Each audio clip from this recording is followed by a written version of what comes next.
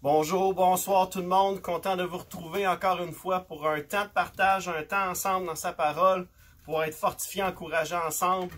Ce soir, j'ai juste à cœur de pouvoir prendre de vos nouvelles en même temps. J'aimerais ça que peut-être si vous puissiez prendre le temps.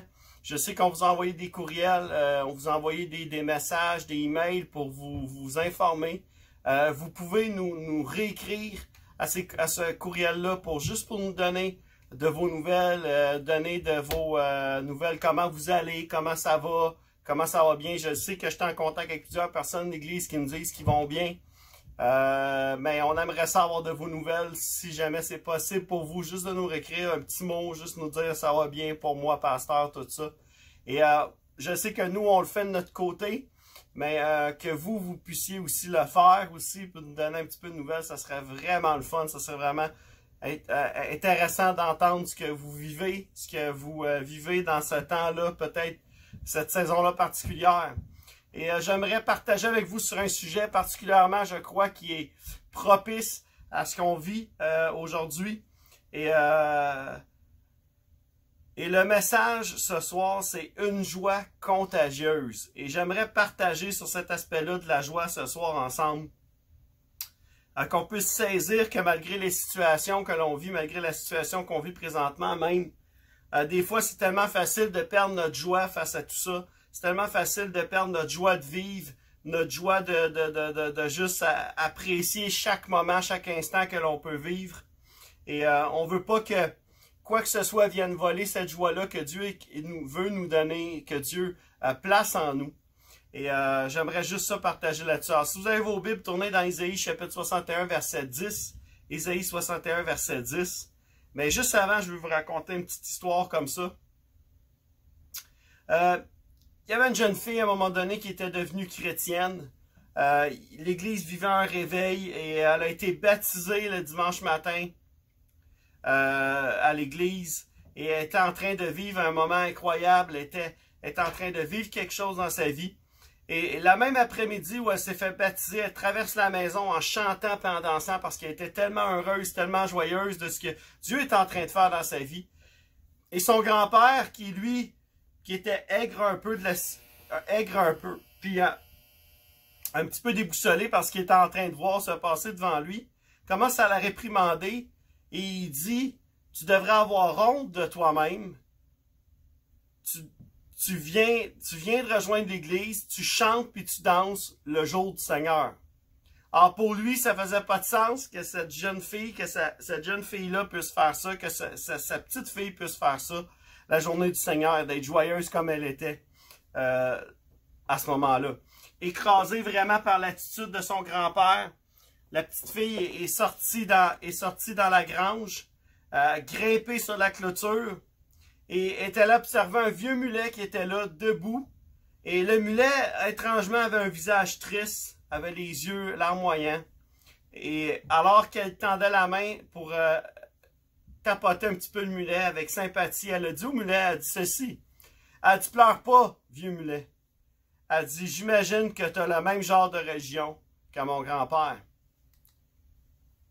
Je trouvais ça intéressant comme histoire, pour nous faire prendre conscience que des fois, je crois que comme croyants, comme enfants de Dieu, on laisse les circonstances, les situations de nos vies nous voler cette joie-là qui devrait être constamment en nous, cette joie qui devrait habiter nos maisons, habiter nos foyers. Et je sais qu'on peut pas, des fois c'est difficile de concevoir que l'on peut vivre cette joie-là 24 heures sur 24, 7 jours sur 7, mais c'est pourtant ce que la parole de Dieu nous enseigne, que Dieu veut nous remplir de cette joie-là, et que cette joie que l'on a à l'intérieur de nous peut devenir contagieuse. Isaïe chapitre 61, verset 10 nous dit, « Je me réjouirai en l'Éternel, tout mon être tressaillira d'allégresse à cause de mon Dieu, car il m'a habillé avec les vêtements du salut, il m'a couvert du manteau de la justice. Je suis pareil aux jeunes mariés qui, tel un prêtre, se coiffe d'un turban splendide, à la jeune mariée qui se pare de ses bijoux. » Voyez-vous, man, là, je m'en allais là au verset 11, mais on n'a pas besoin de continuer au verset 11.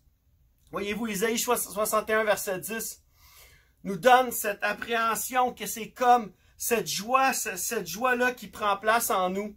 On tressaille de joie comme un jeune marié, comme une jeune mariée qui qui finalement arrivent au moment où ils doivent faire leurs vœux, présenter leurs vœux. Il y a tellement de joie dans un mariage, tellement de bonheur dans un mariage. Et Dieu va comparer, Isaïe ici va comparer, je me réjouirai en l'Éternel comme ces jeunes mariés-là, parce que je sais que mon salut est en Jésus.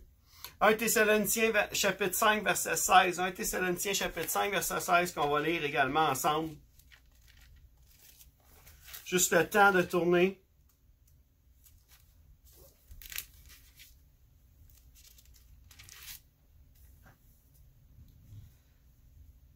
Trois mots qui veulent tout dire, ça dit ceci. 1 Thessaloniciens chapitre 5, verset 16, ça dit « Soyez toujours joyeux ». Quand on lit un verset comme ça, intéressant de trouver un verset comme ça dans la parole de Dieu, parce que soyez toujours joyeux. Alors, le mot toujours, le mot joyeux et le mot soyez, c'est quelque chose que Paul est en train de dire, c'est ce que vous devez être. C'est comment vous devez être toujours joyeux. Et je crois sincèrement que cette joie-là, Dieu veut nous remplir de cette joie-là qui ne dépend pas de certaines choses dans nos vies et qui parfois, c'est pas un sentiment provisoire qu'on va éprouver à l'occasion, mais c'est autre chose. Et j'aimerais qu'on puisse tourner ensemble dans Psaume 33, 21. On va aller lire d'autres versets ensemble qui parlent de la joie. Psaume chapitre 33, verset 21. Ça nous dit ceci. Ça nous dit, oui, c'est en lui que notre cœur se réjouit. C'est en son saint nom que nous avons confiance. C'est en lui que notre cœur se réjouit. Amen. Psaume 34, le verset 5, vous ne devez pas être bien loin de là. Ça dit, j'ai cherché l'Éternel. Oh, c'est pas le bon verset que j'ai.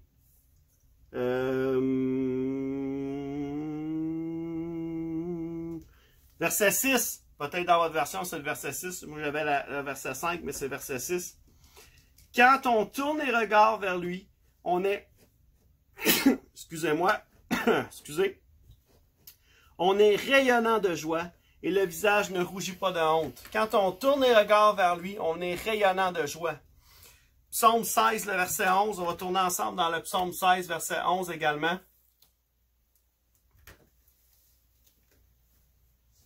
Ça nous dit, « Tu me fais connaître les sentiers de la vie. Il y a d'abondantes joies dans ta présence. Un bonheur éternel à ta droite. » D'abondantes joies dans ta présence.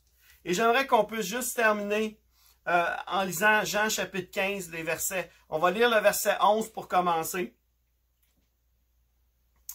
Jean chapitre 15, verset 11. On va tourner ensemble. Et juste avant d'aller plus loin puis de lire le verset ensemble, j'aimerais juste ça partager un petit peu sur les versets qu'on vient de lire. On voit dans les psaumes cette soif de David de réaliser et de d'autres psalmistes de réaliser que notre joie ne dépend pas des circonstances ou des situations que l'on peut vivre, mais que c'est quelque chose, que cette joie-là, on la trouve en Dieu, qu'on la trouve en Jésus, qu'on la trouve dans cette grâce-là que Dieu nous a fait. Et c'est une joie qui est immuable, qui ne change pas. Et Jean chapitre 15, verset 11, qu'on va lire ensemble, nous dit ceci. « Je vous ai dit cela, afin que ma joie demeure en vous et que votre joie soit complète. » Que ma joie demeure en vous et que votre joie soit complète. C'est Jésus qui dit ça ici. Et pour comprendre le contexte, en réalité, de ce verset, on doit lire les versets 9 à 10 ensemble. C'est ce qu'on va faire à l'instant. Ça dit, « Tout comme le Père m'a aimé, moi aussi je vous ai aimé. Demeurez dans mon amour. Si vous gardez mes commandements, vous demeurez dans mon amour. De même que j'ai gardé les commandements de mon Père et que je demeure dans son amour. » Et Jésus va ajouter, « Je vous ai dit cela afin que ma joie demeure en vous et que votre joie soit complète. » Et on va voir, si vous commencez au verset 1, on a l'histoire du sarment et des branches, les branches et l'arbre, si vous voulez, en un certain sens. Et ici, on se demande, est-ce que c'est simplement un sentiment provisoire qu'on va éprouver à l'occasion que cette joie? Je crois que oui, il y a des moments où des fois on éprouve un sentiment qui qui est directement relié à une situation. On va être joyeux à cause que quelqu'un va nous avoir fait rire. On va être joyeux à cause d'une situation X ou Y. Mais de quelle joie exactement parle Jésus ici? Jésus est en train de parler d'une joie qui est complète, une joie qui est sans équivoque, une joie qui ne dépend pas des circonstances. Et cette joie-là, on la trouve seulement en Jésus, seulement dans le Père. Comme on voit au verset 9 à 10 qui nous dit « Demeurez dans mon amour ». Et au verset 11, on voit « Je vous ai dit cela afin que ma joie demeure en vous. » Et afin que votre joie soit complète. Voyez-vous, notre joie ne peut être complète sans que la joie de Dieu habite en nous. Et c'est ce que je veux vous apporter comme encouragement ce soir. Nous devons rechercher cette joie.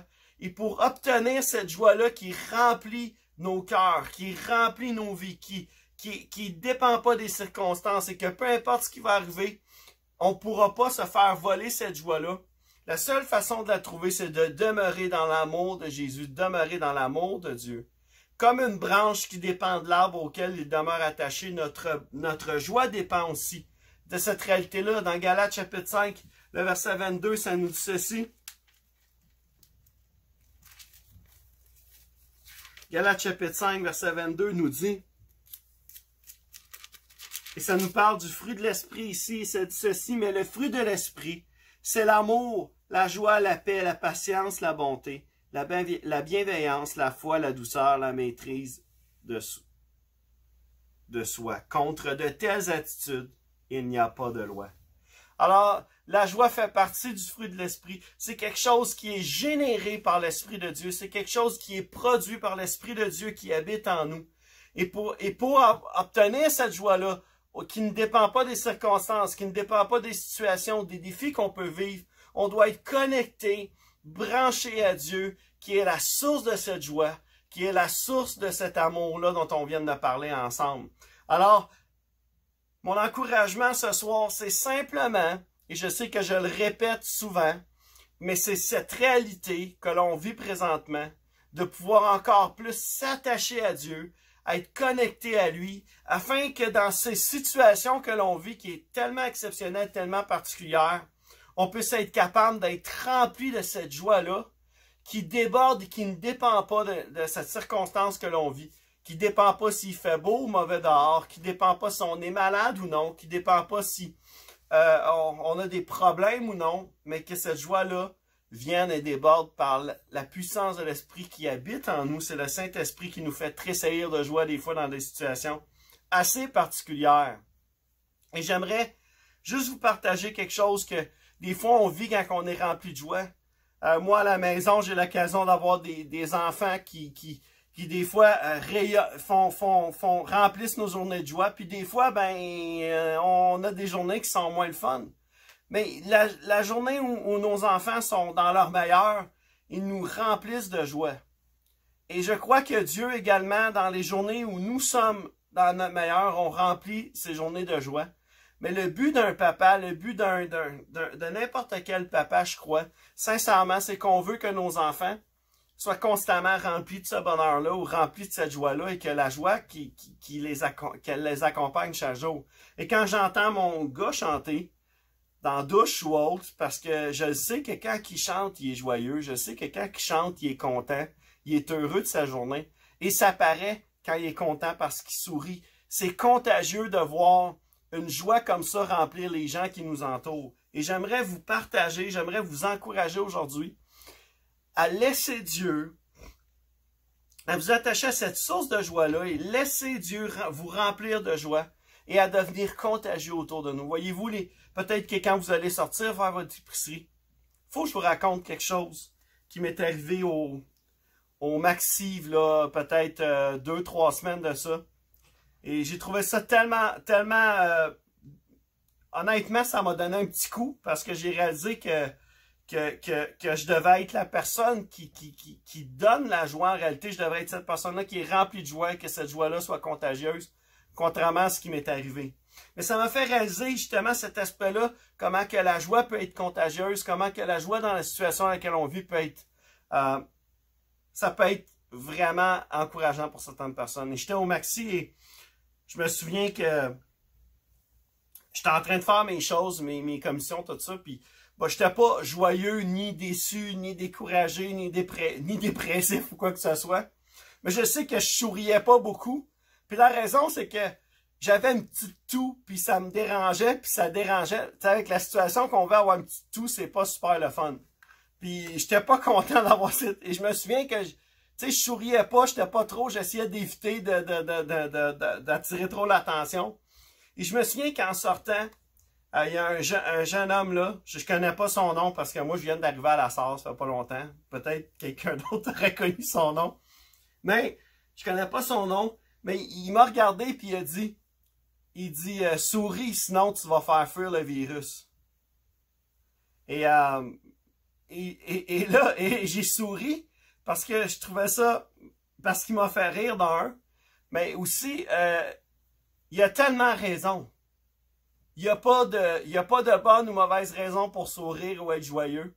Et ça m'a juste fait réaliser qu'on devrait être ceux qui rayonnent de joie autour de nous. Et une des façons de rayonner de joie autour de nous, c'est d'être connecté à notre Dieu, parce que c'est le seul qui peut nous remplir de cette joie-là. Et par la puissance de son esprit, on peut côtoyer les gens autour de nous qu'on croise dans les rues, qu'on croise dans les magasins qui sont ouverts quand on fait nos choses autour de nous. Et on peut être contagieux avec cette joie-là. Ça m'a juste fait réaliser que j'aurais dû être ce jeune homme-là et non pas le contraire. Et je vous partage cette histoire ce soir parce que je crois que on est destiné à être rempli d'une joie qui est encore plus grande et plus profonde que l'on peut imaginer. Alors, j'aimerais terminer peut-être avec cette pensée que la joie est à l'écoute de ce que Dieu fait autour de nous. Que cette joie que Dieu veut donner, elle voit le monde à travers ses yeux. De saisir cette joie-là en nous comme ses enfants. N'importe qui peut trouver le bonheur pendant un certain temps. Le bonheur dépend de ce qui vous arrive. La joie, elle, est différente. La joie va plus loin. La joie, c'est lorsque tout votre être chante parce que vous avez aperçu Dieu au travail. La joie peut vous envahir et vous surprendre dans des endroits inattendus. Alors, j'aimerais juste vous lancer un défi en ce mercredi soir. Le défi d'être contagieux pour quelqu'un autour de vous. Le défi d'être contagieux, ça peut être votre femme, ça peut être vos enfants, ça peut être peu importe qui ça va être. Le défi, c'est d'être contagieux pour quelqu'un autour de vous. Et je trouvais tellement important d'apporter ce message de joie, ce message d'encouragement, de dire, malgré la situation, malgré les circonstances que l'on peut vivre aujourd'hui, Dieu est capable et Dieu veut nous remplir de cette joie-là qui déborde, de cette joie-là que lui seul peut donner, une joie qui est seulement trouvée en lui et qu'on peut seulement trouver dans sa présence constante de rester attaché et connecté à cette source de joie qui est Jésus, qui est Dieu le Père. Alors, je veux terminer avec un simple mot de prière comme on a l'habitude de faire. Peut-être penchez vos têtes là où vous êtes, on va juste terminer en priant.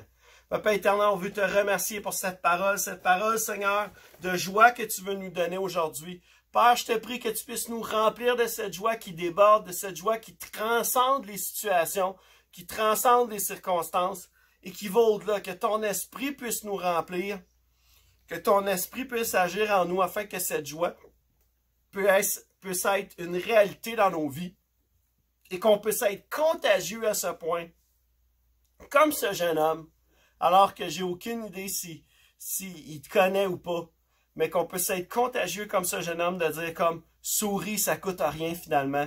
Répands la joie autour de toi dans cette situation. Père, je te prie qu'on puisse être de ces chrétiens contagieux qui rendent les gens joyeux, qui rendent les gens, qui connectent avec les gens d'une façon différente, en étant remplis de cette joie que seul ton esprit peut donner, que seul toi peux donner.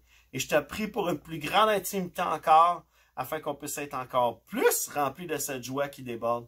Dans le nom puissant de Jésus, on a prié. Amen. Amen. Alors, je veux vous encourager, continuer votre bon travail, de vous encourager les uns les autres, de prier les uns pour les autres, malgré le fait qu'on ne peut pas se voir en personne. C'est une façon de connecter. Il y a tellement d'autres façons de pouvoir le faire. Et j'aimerais vous remercier pour pour votre attention, dans le sens que on fait plusieurs vidéos par semaine, on fait plusieurs dévotions, on fait plusieurs partages, et vous êtes nombreux à nous regarder, vous êtes nombreux à nous écouter, et je veux vous remercier parce que je crois sincèrement que ça fait la différence. Des fois, on ne sait pas, des fois, on fait des efforts, on met les choses en place, et c'est tellement encourageant de voir le nombre de vues qu'il peut y avoir, le nombre de partages qu'il peut y avoir. Continuez à partager la bonne nouvelle autour de vous, continuez à nous écouter, c'est tellement le fun. Et juste avant qu'on puisse se quitter, je voulais mettre un petit peu de joie dans votre soirée, un petit peu de joie dans votre journée, peut-être pour ceux qui vont réécouter cette vidéo-là. Et j'ai juste eu une idée intéressante de pouvoir faire un défi avec Léane de joke de papa. Et restez là parce que c'est ce qu'on va vivre dans quelques instants.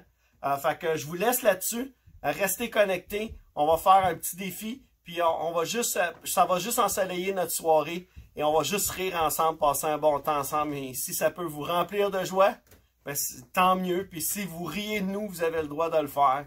Parce que nous, on va rire avec vous. Ah, bye bye. À tantôt. Bonjour, content de vous retrouver. Alors, je suis avec Léane ici. Pour les enfants, c'est fromage. Mais sinon, c'est ça, on est ensemble. Et on voulait juste faire un petit défi. Je ne sais pas si vous avez vu passer ça sur Internet. Le but du défi, c'est qu'on chacun notre tour, on compte une blague à l'autre. Et le but, c'est qu'on ne doit pas rire de la blague de l'autre. On doit garder notre sérieux et essayer de contenir notre rire, notre joie finalement, face à la blague. Et celui qui rit donne un point à l'autre. Alors, si Léane rit de ma blague, ça me donne un point. Si je ris de ma propre blague, ça donne un point à Léane, etc., etc. Et c'est celui qui finalement, à la fin, on a 10 blagues chacun. Celui qui va être le plus près, ben, qui va avoir fait le plus de points, va gagner le défi. Et riez avec nous. Refaites-le à la maison. Le but, c'est que peut-être, tu sais, on essaie de se trouver des trucs à faire. Fait que faites-le donc chez vous. Envoyez-nous la vidéo qu'on puisse rire aussi. Ça serait vraiment le fun. Fait qu'on va commencer. Léane va commencer. OK. Vas-y, Léane. Qu'est-ce qui est mieux qu'un ascenseur?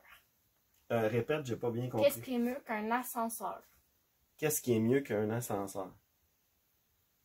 Je sais pas. Un ascenseur. Ouais, papi, c'est à mon tour. Quel est le point commun entre un piment fort et une autoroute? Je sais pas. Tu le payes à la sortie. Ah, Léana, pas qu'un point. Sérieux? Ouais. Ben, il faut vraiment pas que tu... Ok, vas-y, c'est à ton tour. Okay. Pourquoi les Français marchent sur des tuyaux d'arrosage? Je sais pas. Pour avoir de l'eau plate. Un point, Léane! Hey, papi! Ok. Pourquoi, quand on veut viser, on ferme un œil? Quand on veut viser avec un fusil, on ferme un œil. Aucune idée. Parce que si on fermait les deux, on verrait plus rien.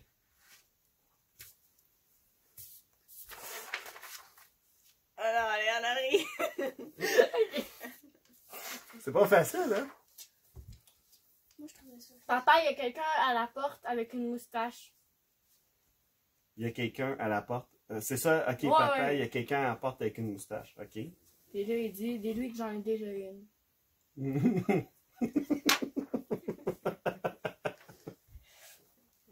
Ok, c'est pas facile. Où a été signé le traité de Versailles? À Versailles, je dis pas. À Versailles? En bas de la feuille. Faut parler assez fort, je sais pas s'ils vont bien nous entendre. Ben, Léane, elle a ri. Oui, Ouais. ok, vas-y. Comment appelle-t-on un hibou constipé? Oh, Gada. Il bouge.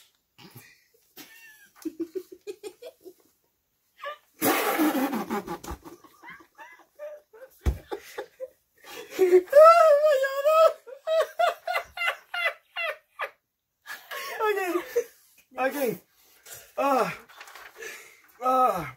Si deux sourds se battent, Ouais. Ça doit être sûrement un malentendu.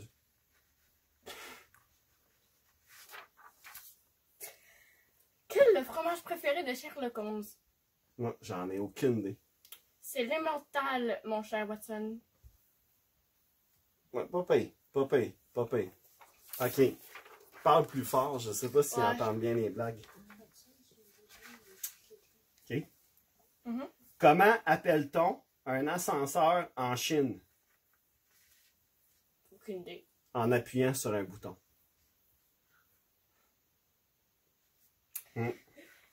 Qu'est-ce qu'un oiseau qui se gratte que d'un côté? Je sais pas. Un oiseau migrateur.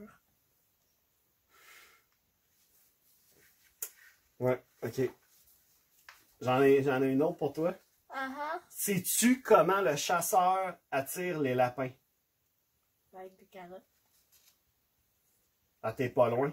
Il fait le cri de la carotte. Non, c'est pas bien. Non. Ça passe, je pense. Là. Que dit une ampoule qui revoit une autre ampoule après plusieurs années? J'en ai aucune. Ça fait des lustres. Mais. Non, elle a pas ri. Elle a pas fait. Non, elle est correcte. Ah, tu sais, lui, il a un Léane, rire Léane, tellement bizarre. moi, que- c'est un rire généreux, joyeux. Ouais, ouais. Quel est le poisson le moins lourd de la mer? Je sais pas. La palourde. La palourde. Hey! Quelle est la différence entre une échelle et un fusil? Je sais pas. L'échelle sert à monter et le fusil sert à descendre. Elle Oh! Pas pire. le rit. Si tu vois un oiseau sur un lac, Mhm. c'est un signe. Comment appelle-t-on un cochon avec des ailes? Oh my, je sais pas. Un aéroport.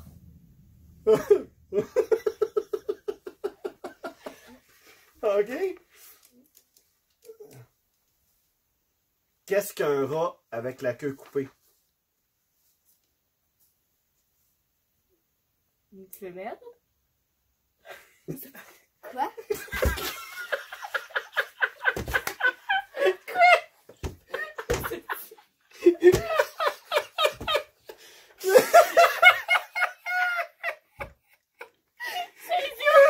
Non, non, Léane! Qu'est-ce qu'un rat avec la queue coupée? Un raccourci. Ah! OK. Femelle. OK. Une femelle. ça a Vas-y, été. vas-y, c'est à ton tour. Quelle est la différence entre Tintin et Milou? Milou n'a pas de chien.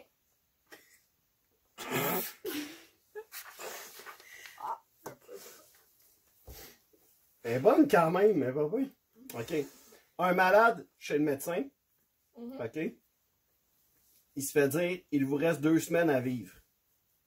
Le malade, je vais prendre les 2 dernières de juillet.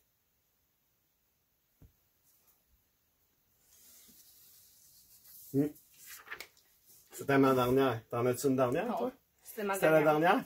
OK, fait qui a gagné? Papa. C'est moi, combien? 7 à 6. 7 à 6. Fait que je suis le grand gagnant. Je suis le grand gagnant du défi de joke de papa. J'espère que vous avez ri. J'espère que ça a mis de la joie dans votre journée, que ça va mettre de la joie.